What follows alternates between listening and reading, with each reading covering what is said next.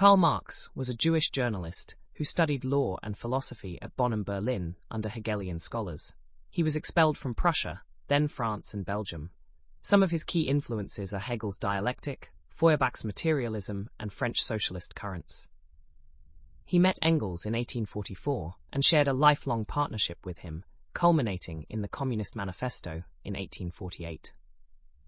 At the heart of Marx's theory is historical materialism, the idea that the way we produce food and services, aka our material conditions, shapes every aspect of society, such as its laws, politics, culture, even our individual beliefs.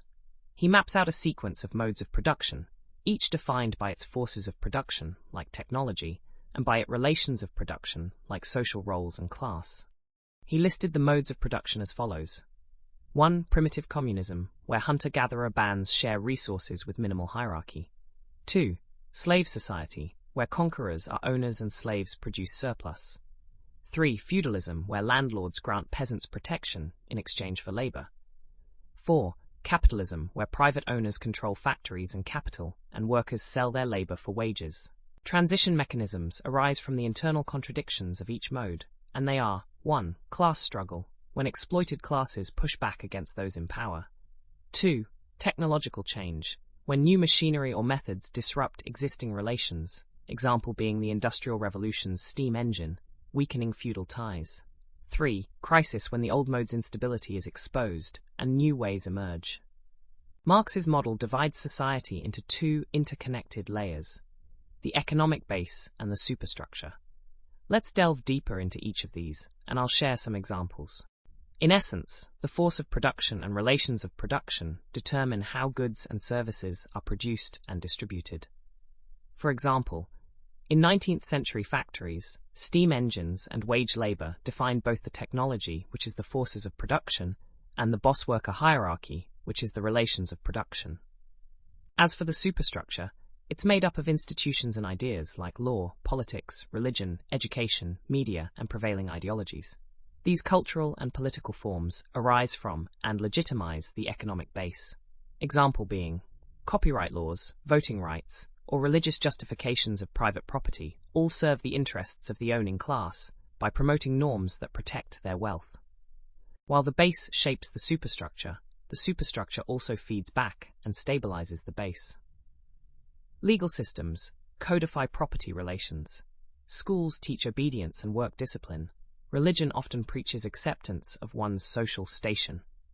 Example being labor laws may regulate working hours, but they also protect capitalist investments by preventing unrest that would disrupt production. Reification describes how social relationships become thing-like. When we treat market forces or class divisions as natural facts rather than human-made constructs, we obscure their historical origins and the power relations behind them. An example is talking about the market decided, as if markets have wills of their own, rather than reflecting the decisions of capital owners and policymakers. Now let's dive into one of Marx's sharpest critiques of capitalism: surplus value and exploitation.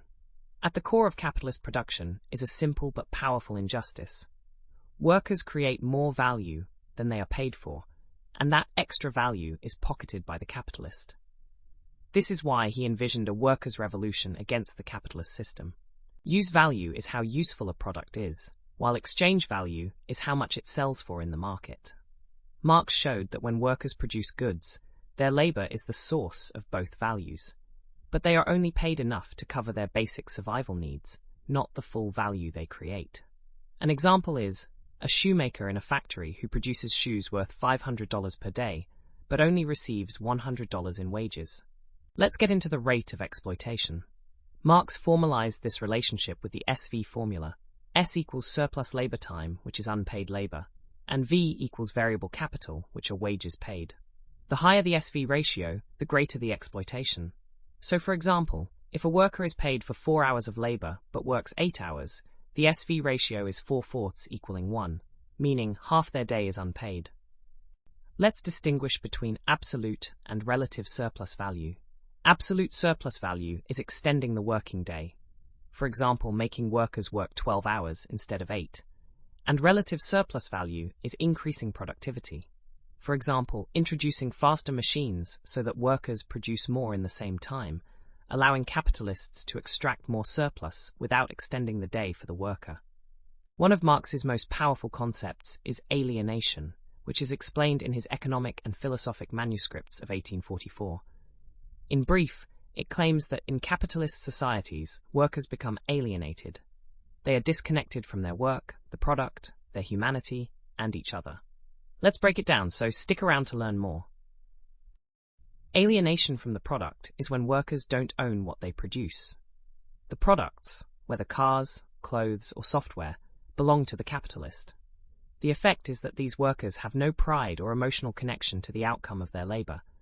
The product becomes a foreign object to them. Example being, a worker assembles smartphones all day but can't afford the phone they built.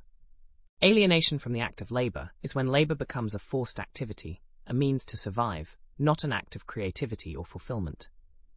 The effect is that work feels repetitive, exhausting, and meaningless rather than satisfying or empowering. Example being factory workers pulling the same lever for hours, with no room for skill, choice, or artistry. Alienation from human potential refers to our natural drive as humans to express ourselves creatively and purposefully. The effect is that, under capitalism, people can't fully develop their talents or realize their creative human nature. Work becomes purely survival, not self-fulfillment. Example being, an artist forced to work in telemarketing instead of painting or creating. Alienation from fellow workers is when workers are pitted against each other, competing for jobs, promotions, or basic survival. The effect is that instead of community and solidarity, capitalism fosters isolation, rivalry, and distrust among workers. Example being, employees compete for bonuses or positions rather than working cooperatively to improve their conditions. Did you enjoy watching so far?